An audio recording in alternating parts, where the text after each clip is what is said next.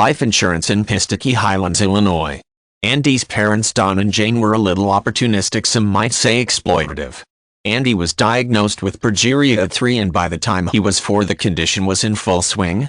The little boy, only 3 feet tall, looked around 78. He was cute as most toddlers go, but not in the traditional sense. His little wispy growth of hair was beyond gray, more a fading white like old man snow. It was a little like that Brad Pitt movie.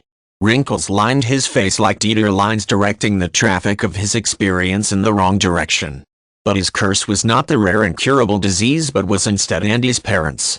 They not only failed to love their son, they weren't above exploiting him for personal gain if they could find an angle.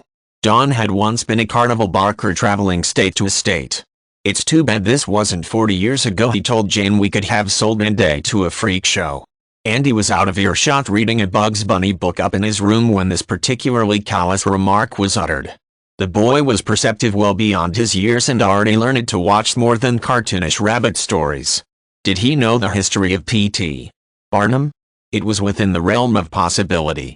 Jane voiced her own cruel suggestion in a whisper out of consideration for her son. She said, "We could go on Oprah," she said, "and maybe cash in." Finally, they learned about term life insurance policies and how some California insurance agents sold it.